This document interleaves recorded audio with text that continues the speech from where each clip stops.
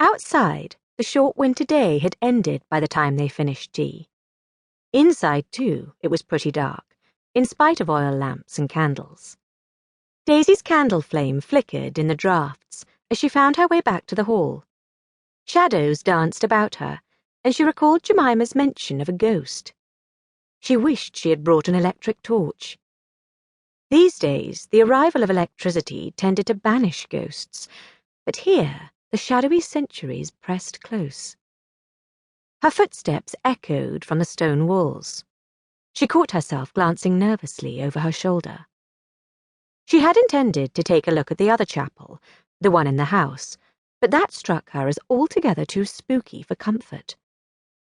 By the feeble light of her candle, she wouldn't be able to see much anyway, in any of the rooms. She needed a torch, or a good lantern. Eyeing the bell pull, she wondered whether anyone would come if she rang. It was worth a try. As she raised her hand to the cord, light footsteps sounded behind her. She swung around with a gasp. "It's only me." Felicity's smile had a touch of mockery.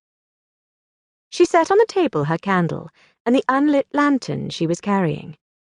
"I thought you might need this. Sorry, did I make you jump?" "Yes," Daisy confessed. "I just remembered that your sister mentioned a ghost. Do you know the story?" "Do you want it for your article?" "I can tell you, but it's not frightfully interesting. No one bricked up in a wall to die or discovered with a lover and thrown from the tower. It's not even very ancient." "What happened?" Actually, it was rather like Mansfield Park. In the late 18th century, a poor young cousin was brought to Brockdene to be companion to a dowager countess. She got used to living comparatively well, and when the old lady died, she didn't want to go home.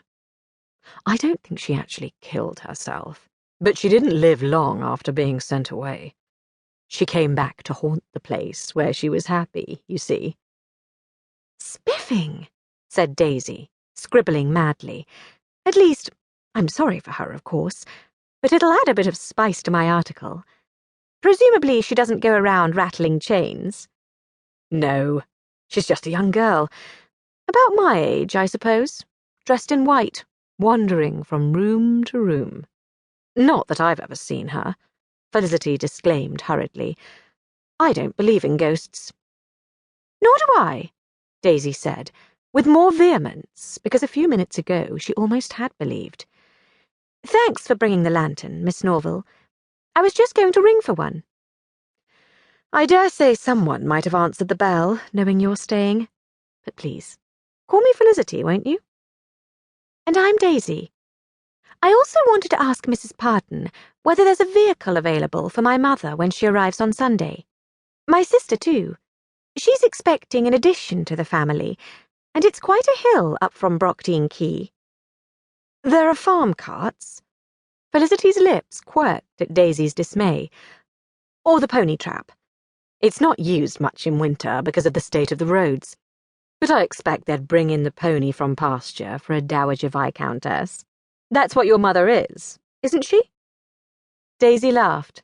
"Yes, and my sister Violet is Lady John." "Let me tell the pardon," Felicity begged. "It would be too frightfully amusing to give her an order she couldn't refuse." "Oh, righto." "You must think we're all mad. You see, we're poor relations, like the girl in white, only here on sufferance. Except Gran, that is. The 6 Earls' will gives her the right to live at Brockdene all her life. When she dies, the rest of us get booted out."